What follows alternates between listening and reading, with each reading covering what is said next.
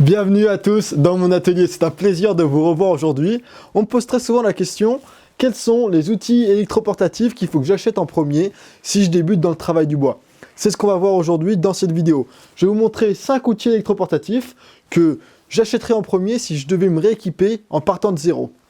Avant de commencer, sachez que vos besoins en outillage vont dépendre bien entendu des projets que vous comptez réaliser. Si par exemple vous me dites que vous êtes plus du type menuiserie et ébénisterie et que vous voulez faire très attention à l'esthétique et la beauté de vos assemblages, alors je vais vous dire, une défonceuse va falloir l'acheter rapidement puisque vous allez faire beaucoup de choses avec ce type de machine.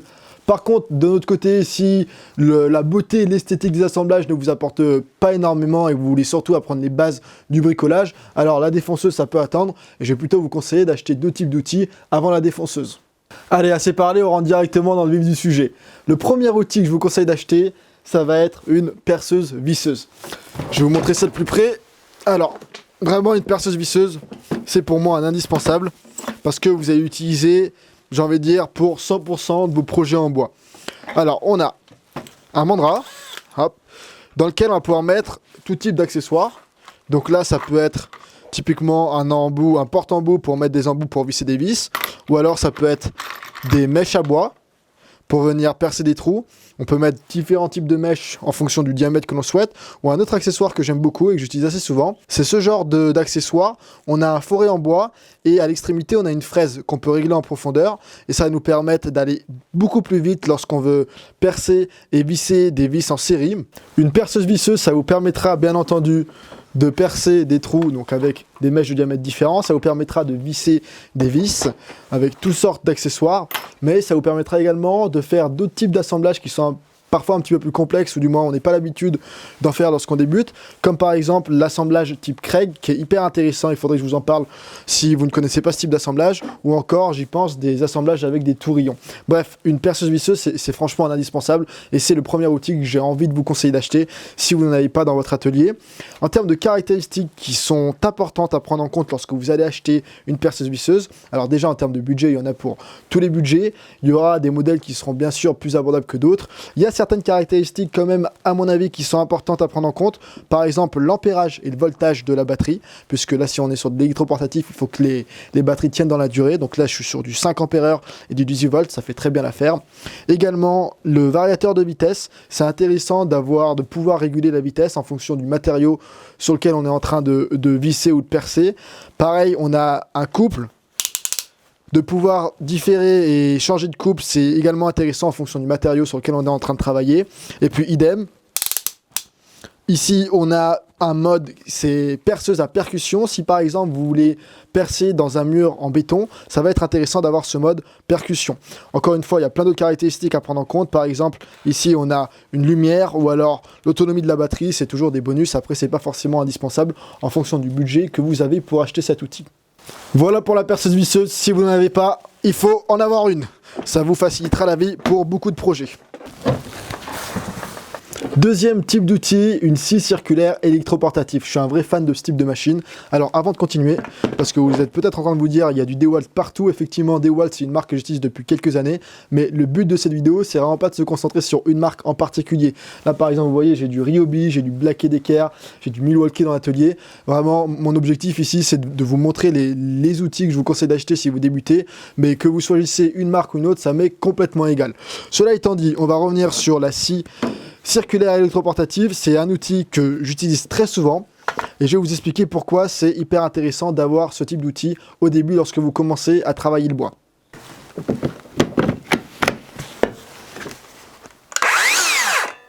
L'avantage de ce type d'outil, c'est que vous allez pouvoir faire effectivement des coupes dans la largeur, mais vous allez également pouvoir faire des coupes dans la longueur pour déligner par exemple des grands panneaux de bois. Et le grand avantage, parce que j'ai une scie sur table stationnaire, donc ça peut être aussi très utile ce type de machine, ça prend beaucoup plus de place, mais avec la scie circulaire électroportative, vous allez plutôt pouvoir amener la scie pour couper le matériau plutôt que d'amener le matériau sur la scie sur table. Et si vous avez une grande planche ou un grand panneau, c'est beaucoup plus pratique d'avoir ce type de machine. C'est aussi très utile pour faire des entailles ou des assemblages, comme par exemple des assemblages à mi-bois. Pour ça, vous avez juste à régler la profondeur de la lame et faire votre entaille dans la bonne largeur. Et vous avez facilement un assemblage à mi-bois juste avec ce type d'outil. Lorsque vous allez acheter ce type de machine, il y a quelques caractéristiques sur lesquelles il faut bien porter votre attention. Alors, je vais enlever la batterie, ça me permettra de mettre les mains dedans. Premièrement, ça va être de pouvoir régler la profondeur de la lame. Pour ça, hop. La plupart des machines le permettent, mais faites bien attention à ce que ce soit possible. Également, toujours avantageux de pouvoir régler l'angle de la table. Ça vous permettra de faire des coupes d'angle. Hop, je vais revisser ici.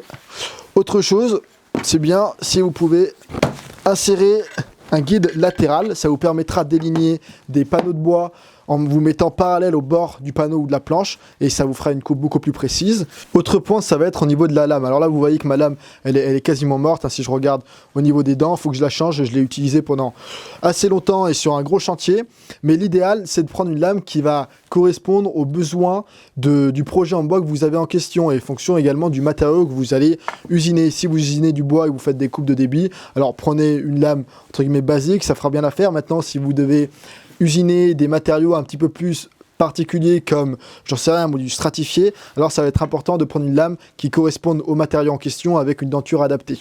Autre chose, pour maximiser et optimiser l'utilisation que vous allez en faire, ça va être hyper intéressant de fabriquer différents guides et différents accessoires pour votre scie circulaire. Je vous laisserai aller voir une vidéo que j'avais publiée il y a quelques mois sur laquelle je vous montrais comment fabriquer ce type de guide pour la scie circulaire justement. Ça vous permettra de faire des coupes de manière très rapide et très précise si vous ne vous sentez pas de faire des coupes à main levée avec ce type de machine. Si vous ne voulez pas fabriquer ce type d'accessoires par vous-même, vous allez également pouvoir en trouver de nombreux dans le commerce, comme par exemple ce rail pour différentes machines, hein. C'est un rail qui est universel. Il y a également des rails qui viennent avec des modèles spécifiques, mais là c'est un rail qui est universel. Et lorsque j'ai rénové mon appartement au début d'année 2020, j'ai utilisé ce guide assez souvent, comme par exemple pour venir scier le plan de travail de la cuisine, pour venir encastrer l'évier à l'intérieur du plan de travail. Donc voilà, encore une fois, lorsqu'on a la bonne lame, la bonne machine et les guides et accessoires qui sont adaptés, on peut faire énormément de choses avec une scie circulaire. C'est quelque chose de très polyvalent. Voilà pour ce qui est de la scie circulaire. Avant de passer au troisième outil, je voulais faire une deuxième parenthèse concernant l'électroportatif ou le filaire, parce que j'ai la grosse batterie dans la main, donc j'y pense. L'électroportatif, au fil des années, les ingénieurs ont réussi à concevoir des batteries qui sont toujours plus autonomes et toujours plus puissantes. Donc aujourd'hui, la question, à mon avis, elle ne se pose même pas. Si vous hésitez entre l'électroportatif ou le filaire, pour la majorité des outils, j'ai envie de vous dire, allez avec l'électroportatif, puisque on a avec l'électroportatif la possibilité de travailler de manière beaucoup plus aisément. Ça nous facilite vraiment la vie. On n'est pas obligé de se brancher, on n'est pas obligé de travailler près d'une prise. On peut être beaucoup plus libre dans nos mouvements. Par exemple, ça va être plus facile de ranger les outils à l'intérieur des caisses de rangement une fois terminées. Bref, vraiment, globalement, les batteries électroportatives et les outils électroportatifs nous permettent de pouvoir travailler de manière beaucoup plus aisément. À part peut-être pour certains outils, on a besoin de puissance comme un perforateur ou d'autres outils, ou ceux qui sont vraiment professionnels et qui ont besoin de travailler avec les outils toute la journée. Mais si vous êtes bricoleur, amateur ou passionné, en règle générale, les outils électroportatifs font très bien l'affaire. Et même là, vous voyez, c'est du matériel que les professionnels utilisent, et même ça, l'électroportatif, ça fait très bien l'affaire. Ah et tiens, si j'y pense, aujourd'hui, si vous n'avez vraiment aucun outil, ça pourrait être éventuellement intéressant d'acheter un outillage en kit, donc un combo d'outils. La plupart des marques le proposent, où vous achetez 4 ou 5 outils, et avec ces outils viennent une ou deux batteries et puis un chargeur. Bien entendu, tous ces outils fonctionnent avec le même type de batterie, et ça vous évitera de dépenser à chaque fois de l'argent supplémentaire pour acheter une batterie supplémentaire. Voilà, c'est des économies d'échelle. Donc ça peut être une idée si aujourd'hui vous n'avez aucun outil et que vous souhaitez vous équiper pour le moins cher possible. Troisième outil, on va parler de la ponceuse orbitale. Ça, franchement, c'est une machine qui vous économisera beaucoup de temps et beaucoup d'huile de coude. La plupart des projets en bois, ça demandera une finition, et ce type de ponceuse justement vous permettra d'économiser énormément de temps et d'efforts. Alors en termes de ponceuse, on ne va pas rentrer dans trop de détails, il y a différents modèles sur le marché. Moi ce que je vous conseille de bien regarder, c'est de faire en sorte d'avoir une ponceuse qui absorbe au maximum les vibrations, parce que si vous devez poncer pendant plusieurs dizaines de minutes, voire plusieurs heures, au bout d'un moment vous allez avoir des douleurs au poignet ou des douleurs à la main. Donc prenez une ponceuse qui absorbe au maximum les vibrations. Autre chose, là je suis sûr que vous avez remarqué qu'on est sur une machine machine filaire, alors qu'il y a 5 minutes, j'étais en train de vous dire qu'il vaut mieux privilégier l'électroportatif. Pour la ponceuse, vu qu'on l'utilise de manière assez fréquente et pendant assez longtemps en général, ça peut être intéressant d'avoir une filaire. Encore une fois, il y a des ponceuses sur le marché, là j'en ai une, qui sont en électroportatif. Donc vous faites comme vous le souhaitez, mais en règle générale, j'utilise une filaire, comme ça je suis sûr de ne pas avoir besoin de recharger la batterie toutes les 50 minutes ou autre. Autre point sur une ponceuse qui est intéressant à prendre en considération, ça va être la possibilité de modifier la vitesse de rotation en fonction du matériau sur lequel vous allez poncer. Donc ça c'est intéressant. L'important c'est qu'on ait un sac qui vienne aspirer au maximum la sciure et qu'on ait également la possibilité, alors là je vais pas l'enlever sinon toute la sciure va sortir, mais qu'on ait la possibilité de brancher notre ponceuse à un aspirateur. Et puis ça c'est aussi très important, hein, c'est pas l'objet de cette vidéo, mais lorsque vous travaillez le bois, c'est indispensable d'avoir un masque sur soi. Vos poumons vous remercieront au long terme. Donc voilà pour ce qui est de la ponceuse. Il existe plein de ponceuses différentes. Il existe des ponceuses à bande. Il existe d'autres types de ponceuses. Pour un seul outil, si vous deviez choisir un seul outil, je pense que le plus polyvalent, c'est une ponceuse orbitale. Vous allez pouvoir, bien entendu, choisir et mettre... Hop, qu'est-ce que je viens de faire tomber? On verra plus tard. Vous pouvez mettre différents types de papier ponce avec différents grains en fonction de la finition que vous souhaitez obtenir.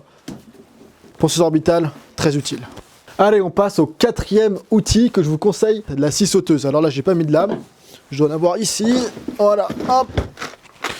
Scie sauteuse, c'est un outil qui est très utile, car ça vous permettra de faire des coupes arrondies, de faire des coupes courbes. En fait, si vous voulez, la scie sauteuse, hein, pour un petit peu caricaturer la chose, c'est comme une scie à ruban, sauf que la scie à ruban, c'est stationnaire. Et la scie sauteuse, c'est un outil que vous pouvez tenir à la main. Il existe différentes lames en fonction du matériau que vous voulez usiner. Donc là, allez, hein, j'en prends une au hasard. Hop. C'est assez facile en fonction des machines pour mettre la lame. Donc là, vous voyez, j'ai juste à tourner comme ça. Pareil, les caractéristiques qu'il faut prendre en compte lorsque vous achetez une scie sauteuse, ça va être le fait d'avoir une possibilité de modifier la vitesse. Hop, ou ici également.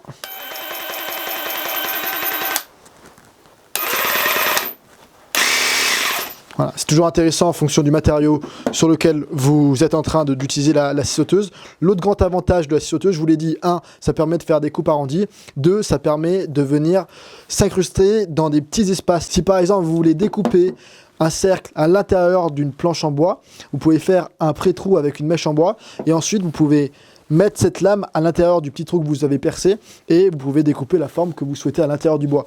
Ce qu'une scie circulaire ne pourrait pas faire par exemple. Voilà l'avantage de la scie sauteuse. Le petit reproche que je peux faire à la scie sauteuse, c'est qu'en règle générale, les coupes ne sont pas toujours très précises.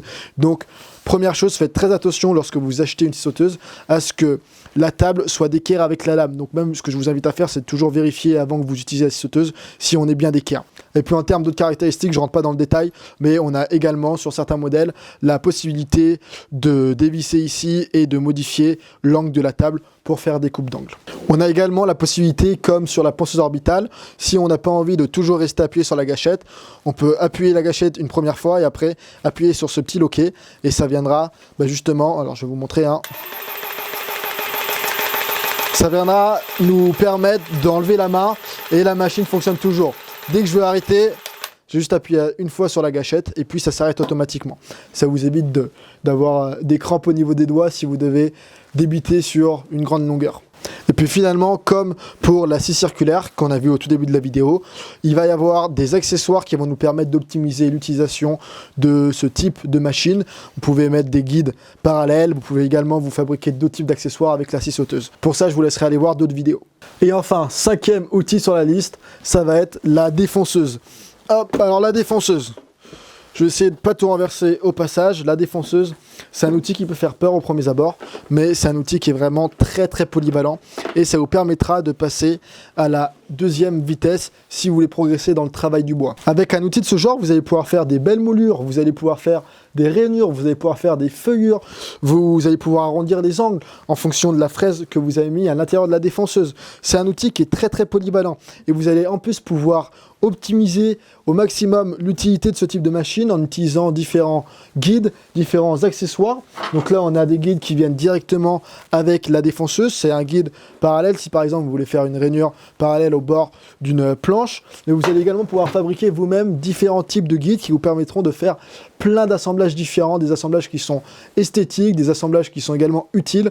Donc encore une fois, si vous voulez passer à la vitesse supérieure, passer à un deuxième niveau dans tout ce qui est menuiserie et travail du bois, la défonceuse, ce sera vraiment un outil qui sera essentiel pour vous. En termes de caractéristiques, je ne vais pas rentrer trop dans le détail puisqu'il y aurait beaucoup de choses à dire. Ce sera l'objet de prochaines vidéos. Mais déjà en termes de fraises, il y a beaucoup de fraises différentes que vous pouvez trouver dans le commerce. Donc ça dépendra bien sûr de l'usinage que vous souhaitez réaliser. En termes de caractéristiques sur la machine, il y a bien sûr des réglages des butées de profondeur, il y a la possibilité de se brancher à un aspirateur. Bref, il y a énormément de points à prendre en considération, donc je ne vais pas m'attarder dans cette vidéo. Vous voyez derrière moi et dans tout l'atelier, il y a beaucoup d'outils. Tous les outils ont leur propre utilité, bien entendu. L'idée avec cette vidéo, c'était de vous citer les 5 outils que j'achèterais en premier si je devais me rééquiper en partant de zéro. Les voici. Perceuse visseuse, scie circulaire, ponceuse orbitale, scie sauteuse et défonceuse. Je ne vous dis pas que les autres outils ne sont pas utiles, loin de là. Ce que je vous dis, c'est qu'avec ces 5 outils, vous allez être capable de faire énormément de choses. Avec un budget limité, vous pourrez fabriquer 90% des projets en bois. Voilà le but de cette vidéo. J'espère que ça vous a plu. N'hésitez pas à me donner votre retour. Je lis vos commentaires toujours avec grand plaisir. N'hésitez pas non plus à me dire si vous êtes d'accord, pas d'accord avec ma sélection. C'est toujours intéressant d'avoir les avis des autres. Et pour ceux qui veulent voir le même type de vidéo, mais cette fois-ci pour les outils à main, je vous renvoie vers la vidéo précédente que j'ai faite dernièrement, dans laquelle je vous donne le top 10 des outils à main que je vous conseille d'acheter si vous débutez et que vous commencez à vous équiper.